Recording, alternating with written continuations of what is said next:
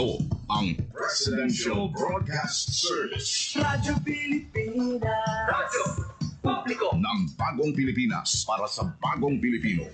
Naghahatid ng mahahalagang balita at impormasyon na guugnay ng pamahalaan sa sambayanan.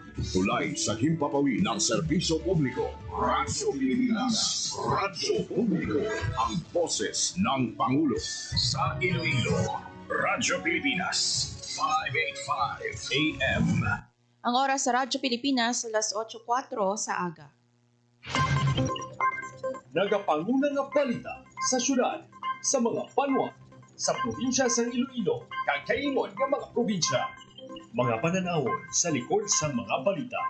Inyong mabatian sa Radyo Pilipinas Iloilo News. Mga balita nga magasugata sa inyong nga aga. Ginbantayan, ginsunod, gintipon sa Radyo Pilipinas Iloilo News Team. Gikan sa hulot balitaan. Diretso sa inyong palamatian. Yarian! Radyo Pilipinas Iloilo News!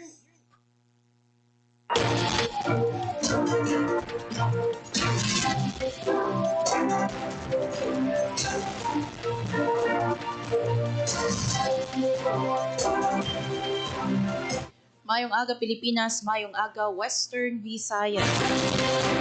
Adlaw sang Sabado, June 7, 2025.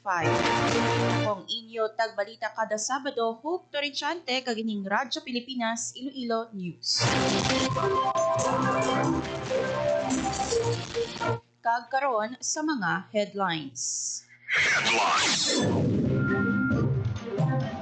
Office of the Civil Defense 6 ginpangabay ang mga LGUs nga maghiwat sang inspeksyon sa ilang nga mga flood control project subong nga nag-umpisa na ang tig-ululan.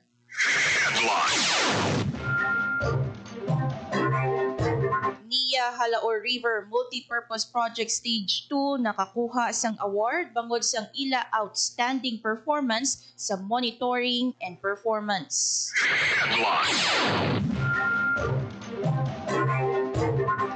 Agriculture Secretary Chu Laurel ginpangunahan ng pag-turnover sang 84 million pesos nga binhi sang palay sa Negros Occidental.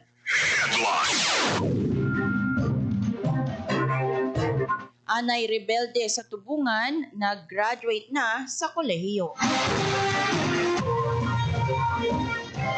B46 may 26 ka bag-o nga mga scholar. Kag mga scholar sang BFAR sa ISOFIS kag ASO nga Latin Honor graduates ginhatagan sang cash incentives.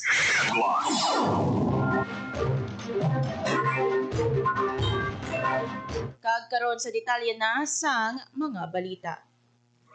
Radyo Pilipinas News. Sa pag-umpisa sang tig-ululan ginpangabay sang Office of the Civil Defense Region 6 ang mga local government units sa Western Visayas nga maghiwat sang inspeksyon sa ilang mga flood control projects. Suno kay OCD6 spokesperson Tina Ilustre Mayor, ginadusog gid ang paghiwat sang inspeksyon agud malikawan ang pagbaha ilabi na sa mga lugar nga makabig flood-prone kag landslide-prone areas sa Western Visayas. Nagapakig-angot naman ang OCD sa mga lokal nga panguluhan sa reyon kag sa Department of Public Works and Highways agud nga maghiwat sang clearing sa mga drainage system. Regular man ang inventaryo sa talatapan sa mga local disaster risk reduction and management offices sa ilang mga search and rescue equipments para madasig nga response operations kung may kalamidad. Radyo Pilipinas News. Nakakuha sang duha ka awards ang NIA Halaor River Multipurpose Project Stage 2 o kon JRMP2 bangod sang ila outstanding performance sa monitoring and evaluation. Ginhatag ini sang Regional Development Council kag Department of Economy, Planning and Development sang June 5, 2025 ang awards nga ilan nabaton nagbutang isang isa ka milestone sa proyekto kag para sa ahensya. Bangod ini ang una nga M&E Excellence Awards nga nabaton para sa isa ka irrigation development project. Ang proyekto ginkilala sa duha ka kategorya, ang Most Effective Data Visualization and M&E kag Outstanding Practice and Participatory M&E nga gin-highlight sa pagka-epektibo sa Project Management Office, data presentation paagi sa visual presentation sang nanoy-tuhay nga project information kag mga infra sa nga stakeholders sa pagpatuman sini. Ang mga dokumento nga ginsumite nagalakip sa nanoy-tuhay nga report sa stakeholders, consultation kag pagtililipon, mga audio-visuals kag reading materials, lakip na ang bag-o nga news magazine sang proyekto sang JRMP People nga ginkilala nga one of the best agency publication in Western Visayas sang Philippine Information Agency. Suno kay Engineer Jonel Bores, NIA 6 Regional Manager kag JRMP2 Concurrent Project Manager, ang awards pamatuod sang epekto sang misyon sang NIA nga mag-develop kag magdumala sang moderno, malig-on kag madamo sing katuyuan nga mga sistema sang irigasyon para sa pagpauswag sang sektor sang agrikultura.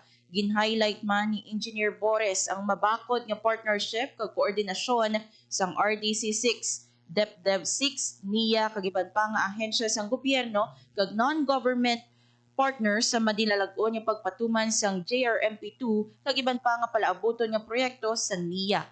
Ginbaton sang opisyal ang awards kaupod sanday NIA 6 Engineer and Operations Manager Engineer Rebecca Grana, JRMP2's Contract Admin Chief Engineer Louis Agihas, Watershed Management Chief Mr. Steve Cordero, ag Information Officer Flordali Padillo. Sa 2018, ang JRMP2 nakakuha man sang pinakauna nga Good Practice Award para sa NIA gikan sa NEDA Central Office bangod sang mapuslanon kag epektibo nga practice sa husto nga pagpatuman sang proyekto. Radyo Pilipinas. Radyo Pilipinas News. Ginpangunahan ni Department of Agriculture Secretary Q. Laurel Jr. ang pag-turnover sa Negros Occidental sang palay seed allocation sa idalom sang Rice Competitiveness Enhancement Fund. Ang RCEP certified inbred seeds nga nagabalor sang 84.96 million pesos makabenepisyo sa 40,000 ka mangunguma sa probinsya na narehistro sa idalom sang Registry System for Basic Sectors in Agriculture o kon RSBSA. Sa may pinakamataas nga seed allocation ang Kabangkalan City nga may 14,000 bags kag Bago City nga may 13,000 bags. Samtang ginpanagtag sang Philippine Crop Insurance Corporation Western Visayas ang 81,000 pesos ka indemnity claim sa 10 ka rice farmers sa Bago City nga ang pananom nahalitan bangod sang tag-ilinit kag pameste. Radyo Pilipinas. Radyo Pilipinas News. Sa piyak nga bahin, ginpabugal sang 61st Infantry Battalion Philippine Army ang isa ka anay katapos sang New People's Army nga nagsungka subong magagraduate na sa Iloilo Science and Technology University o kon ISATU Miagao Campus sa Iloilo. Ang anay rebelde amo si alias Kenken magagraduate sa kurso nga Bachelor of Science in Industrial Technology major in Fashion and Apparel. Sang Hunyo 5, nagtambong ang 61st Infantry Battalion Philippine Army sa donning of academic color ni Kenken. Suno kay 61st Infantry Battalion Commanding Officer Lieutenant Colonel Arturo Balgos Jr. sa ginhatag nga tion sa iya, ginpili ni alias Kenken nga magsungka kag laboton ang iya nga mga handom para sa iya pamilya. Tuig 2019 sang nagsungka si alias Kenken upod ang iya bana sa 61st Infantry Battalion kag nagbalik siya sa iya pag-eskwela. Sa iya pagpanikasog sa suporta sang gobyerno, nangin simbolo ang anay rebelde sang paglaom sa mga kabataan nga may ginhandom sa ila pangabuhi. Nagapati si Lieutenant Colonel Balgos nga kuntagaan sang oportunidad nga magbag-o ang mga rebelde, madamo sila sang mahatag nga kontribusyon para sa kaayuhan sang komunidad. Radyo Pilipinas. Radyo Pilipinas News.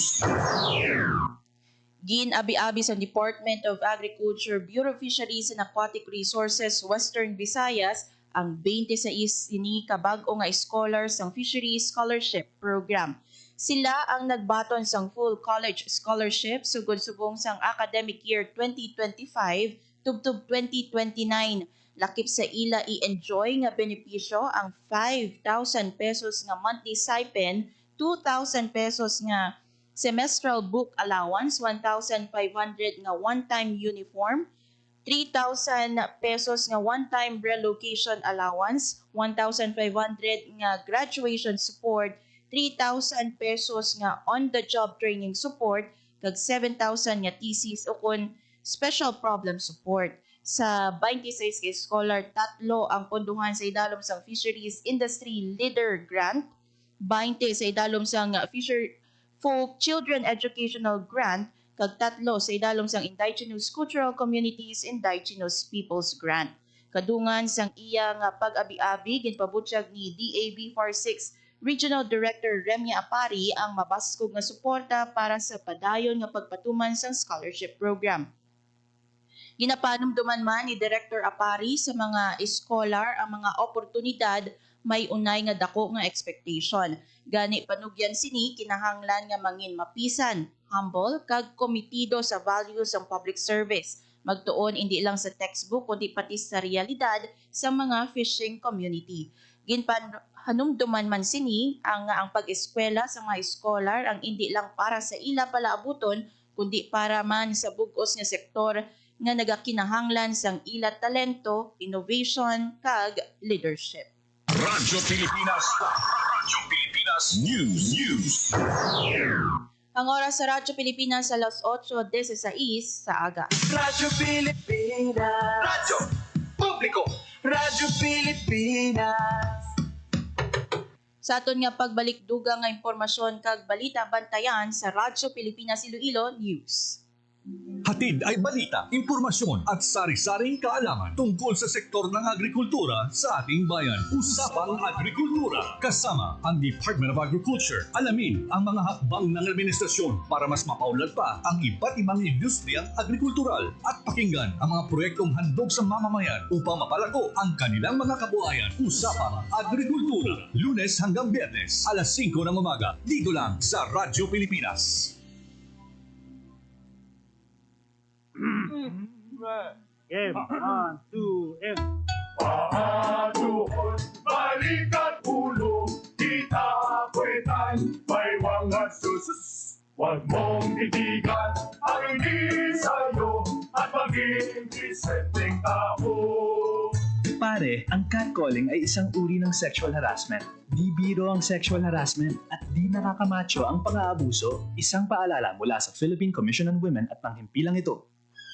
Ang tigdas ay isang sakit na may simptomas ng mataas na lagnat, namumula ang mga mata, namamantal o rashes. Kung hindi naagapan ang nakakahawang sakit na ito, maaaring mamatay ang inyong anak sa mga komplikasyon tulad ng matinding pulmonya, pababaga ng utak, at iba pa. Walang dapat mamatay sa tigdas. Pabakunahan na ang mga bata dahil bawat buhay mahalaga. Mahalagang paalala mula sa Department of Health. Ganito na ba ang ubo ng anak mo? Baka pertussis o whooping cough na yan.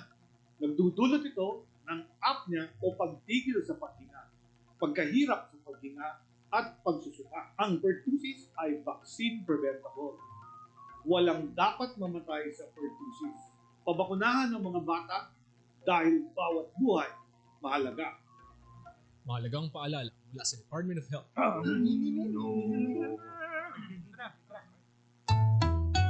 Ang suwit-sit ay pang-manghang, ang suwipol ay pang-bunghang, ang babae sa lansangan, huwag iritan kundi galang.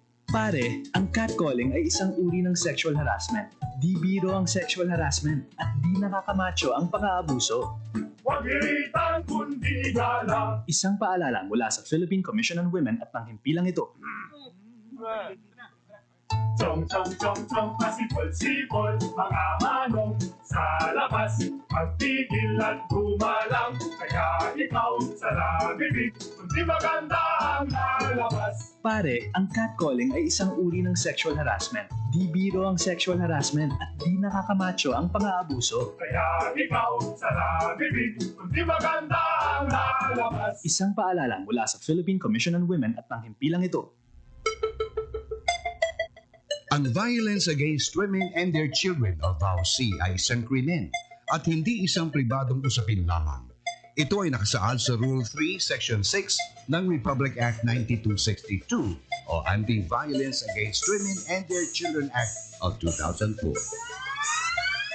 May obligasyon ako, ikaw, tayong lahat. And vow now. It's our duty. Ang paalalang ito ay hatid sa inyo ng Philippine Commission on Women at ng himpilang ito. Sana'y tiyakin ng mga magulang kung maipanganak akong malusog. Kumain si nanay ng masustansyang vitamin A panlaban sa impeksyon. Para din sa mata, balat, bumbunan at mga buto. Iron, pampabuhay ng dugo at muscles. Iodine, pang-iwas sa komplikasyon at pagiging abnormal. Importante din ang check-up kay doktor. Kasi healthy nanay, ganda buhay. Ang oras sa Radyo Pilipinas, alas 8:20 sa aga. Radyo Pilipinas. Radyo Publiko. Radyo Pilipinas. Sa dugang nga mga balita, Radyo Pilipinas. Radyo Pilipinas News.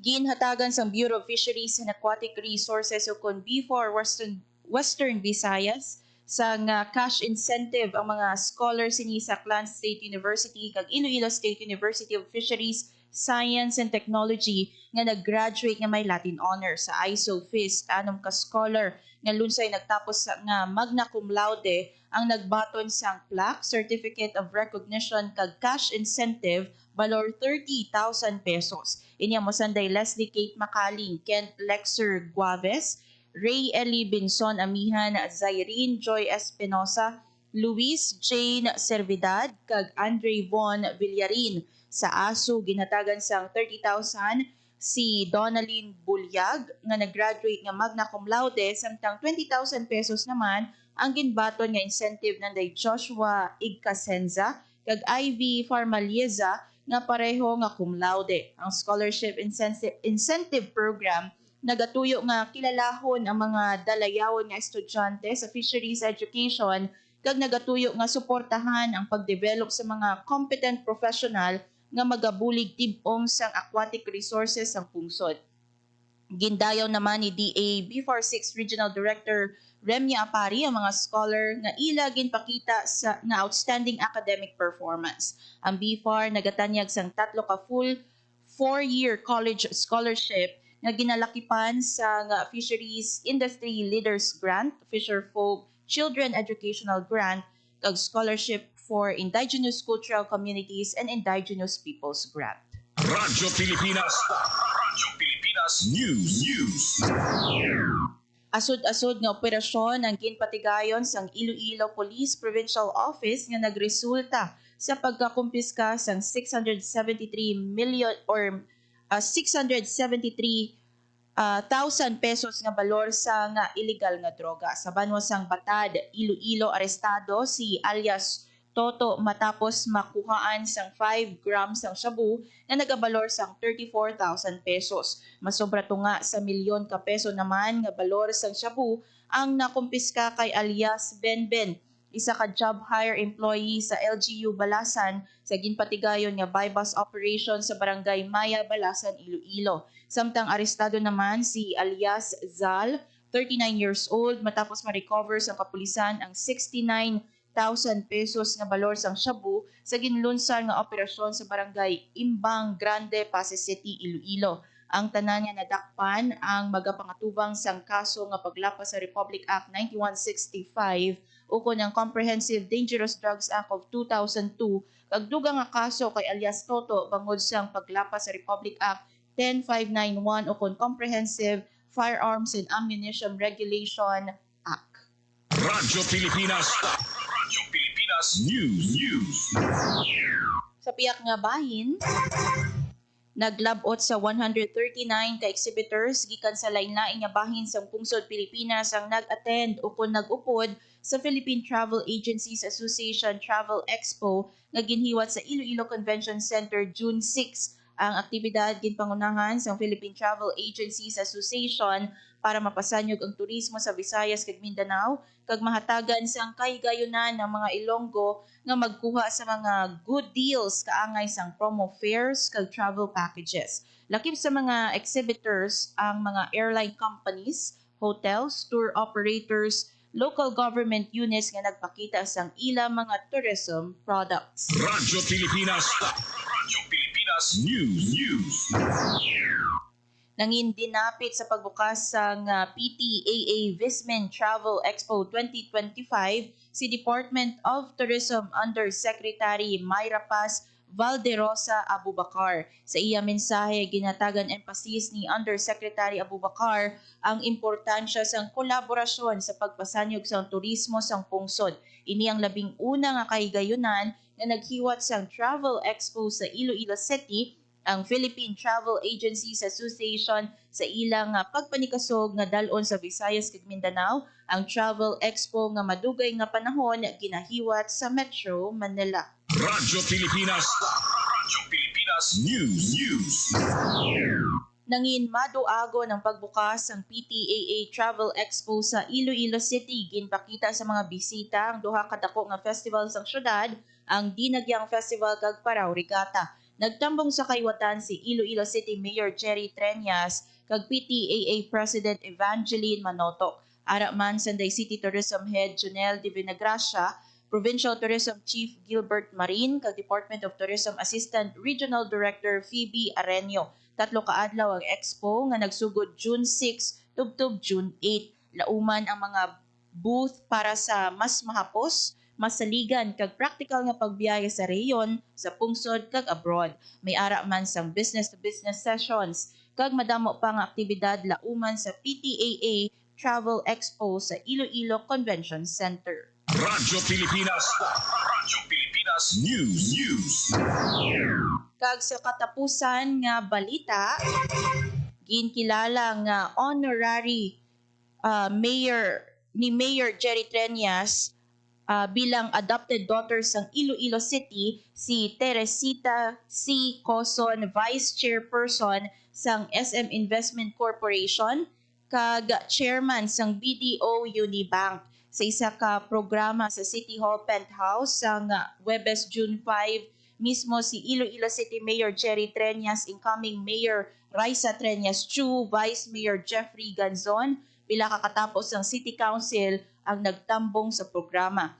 Suno kay Mayor Jerry Treñas, ginkilala gid sang syudad ang dako nga bulig ni C. Coson sa ekonomiya kag sa padayon nga kauswagan sang syudad sang Iloilo. Nangin basihan sang ginhatag nga recognition sang syudad ang Executive Order 042 Series of 2025 nga ginpapanaog ni Iloilo City Mayor Jerry Treñas.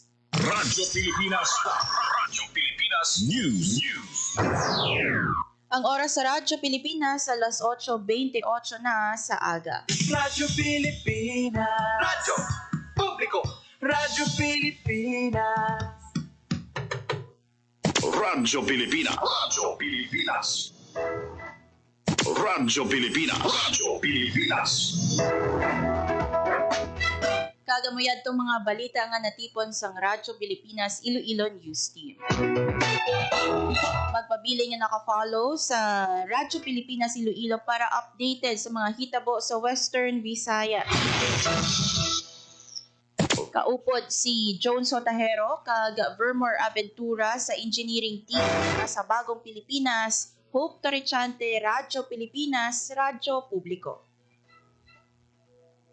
With ng serbisyo publiko, ang Presidential Broadcast Service, Radyo Pilipinas, Radyo Publiko. Radyo Pilipinas. Radyo Publiko. Kinilala ng pang-international at prestigyosong Asia Pacific Broadcasting Plus Awards 2025 para sa kategorya ng Government Streaming. Ito ay dahil sa epektibo nitong pagsasanib ng mga tradisyonal na media tulad ng telebisyon, radyo at print para masabayan ang mabilis na pag-inog ng mundo ng digital at social media tungo sa mas epektibong paghahatid ng mahahalaga at napapanahong mga impormasyon sa mamamayang Pilipino. Kinilala rin ang Radyo Pilipinas dahil sa patuloy na pag-akyat ng rating. Ngayon ay matatag sa pang-4 na pwesto sa Mega Manila ayon sa pinakahuling Nielsen Radio Audience Measurement Survey. At sa social media, nakamit ang mahigit 2,000% pagtaas ng bilang ng mga sumusubaybay sa Radyo Pilipinas page sa unang bahagi ng 2025.